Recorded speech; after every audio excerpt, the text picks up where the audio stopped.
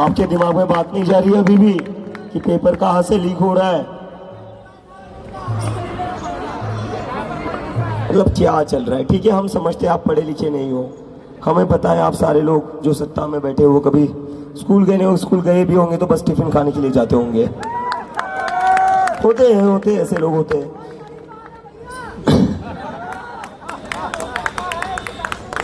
होते हैं कुछ लोग। पुलिस से मेरी रिक्वेस्ट है, मुझे पता है 5 बज चुके हैं, माइक मत बंद कर दीजिए। इस देश का स्टूडेंट कुछ कहना चाहता है, इस देश का स्टूडेंट बात करना चाहता है, स्टूडेंट्स की आवाज को मत दबाइए। 5 बज चुके, पता है मुझे, कल से आप लोग बता रहे हो प्रोटेस्ट गैर संवैधानिक है, गैर कानूनी है।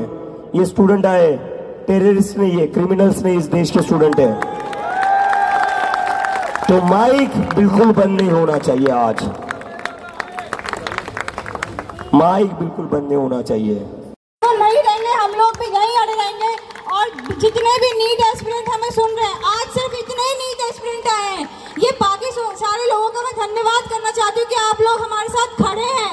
आपका बहुत बहुत धन्यवाद कि स्टूडेंट के लिए आप लोग खड़े हैं। जो बच्चा 4 साल से प्रिपरेशन कर रहा है उसकी मेंटल हेल्थ हमें पता है ना, क्योंकि हम प्रिपरेशन कर रहे हैं, हमारी मेंटल हेल्थ क्या है। बस मैं यही बोल,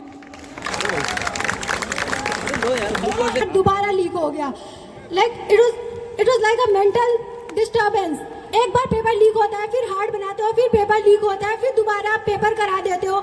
ऐसा नहीं होता। बच्चा एक बार जब पेपर दे के आता है तो वो खुद को प्रिपेयर कर लेता है कि बस अब हो गया, अब मुझे नहीं पढ़ना है, अब हो गया मैंने अपना मेहनत कर लिया है, मुझे जितना करना था मैंने वो करके एग्जाम दे दिया है। आप दोबारा बोल देते हो कि दोबारा एग्जाम दे दो। दोबारा एग्जाम देना ईजी है क्या? 12 घंटे दोबारा से अपने खुद को, अपने मेंटली खुद को प्रिपेयर करना कि मुझे फिर से 12 घंटे पढ़ने हैं, फिर से 16 घंटे पढ़ने हैं, इतना इजी है क्या?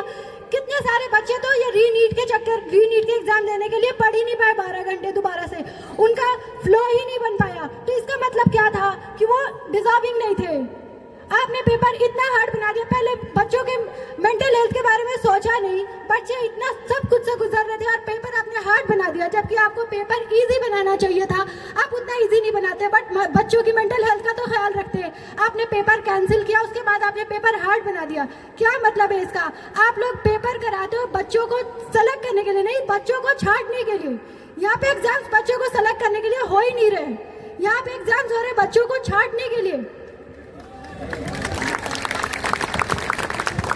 Hello. Inqilab.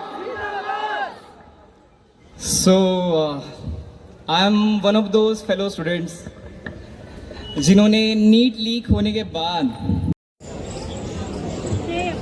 कोई नहीं बोले यहाँ मिड डे मील में बच्चों के खाने में सांप निकल आ रहा है। नमक कितने वीडियो आते हैं, वो मेरा दोस्त, वो मेरा देश, उसका डंका बज रहा है विश्व में, वहीं बच्चा पानी में नमक डाल के रोटी खा रहा है। प्रदूषित हवा से लोग मर जा रहे हैं, जहाँ हर चीज नकली बिक रही है, लेकिन देश करते आ रहा है। कैसा डंका है, हमारे का अमृत काल चल रहा है। सर मणिपुर के बारे में बोलो कुछ। आपको बताइए, अभी बोला मणिपुर भी जुड़ा दो तो सर। मैं आपसे जाते जाते 2-3 बातें कहना चाहूँगा। जोर से बोलो थोड़ा। अगर हम और आप इस आवाज को बुलंद नहीं करें तो ये समझ लीजिए कि पिछले 5 साल में चीजें खराब हुई है ना, अगले 5 साल में और खराब हो जाए। और होगा क्या? सरकार बदल जाएगी। फिर कोई एक आदमी आएगा जो कहेगा इस देश का प्रधानमंत्री माँ बोलने को तैयार नहीं है। फिर कोई आदमी आएगा कि पेपर लीक उद्योग चल रहा है। फिर कोई कहेगा इतना करप्शन हो गया, 2G हो गया, 3G हो गया, और फिर सरकार बदल जाएगी और ये लोग कमा के कहीं और शिफ्ट हो जाएंगे। बस तो हम सबको जागना है, हम सबको आवाज बुलंद करनी है। और ये सवाल अगर आप, जरूरी नहीं है कि यहीं आए, अगर आप गांव में तो मुखिया से पूछिए कॉलर पकड़ के, और अगर आप टाउन में हैं तो विधायक को पूछिए कॉलर पकड़ के, और अगर आप शहर में हैं तो अपने MP को पूछिए कॉलर पकड़ के कि जो तुमने वादे किए, जो तुम्हारी जिम्मेदारी थी, वो तुमने क्यों नहीं निभाई। लिखित में मांगा था, लिखित में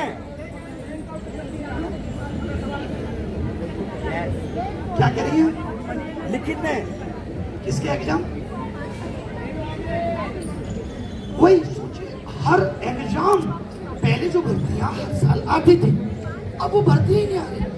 आप ऐसा कैसे हो सकता है कि कोई थोड़ी है।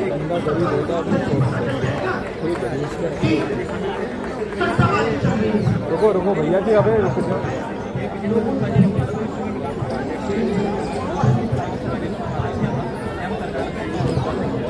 जब किसी ने नहीं सुनी हमें लगा कि ये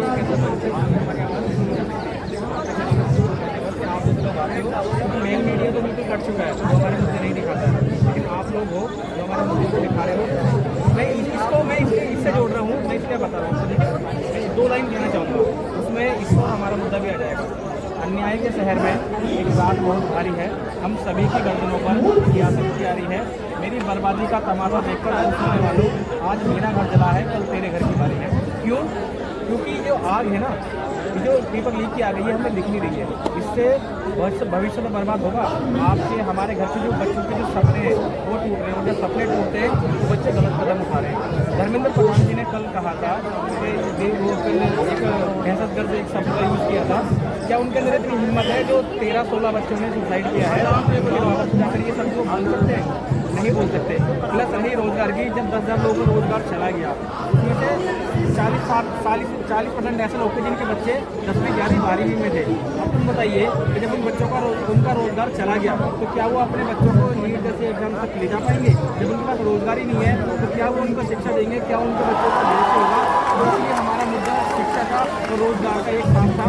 हम तो ये कहना चाहते हैं कि जो बीजेपी ने हमसे वादे किए थे तो पहले, तो उनको जल्द से जल्द इनको पूरा करें।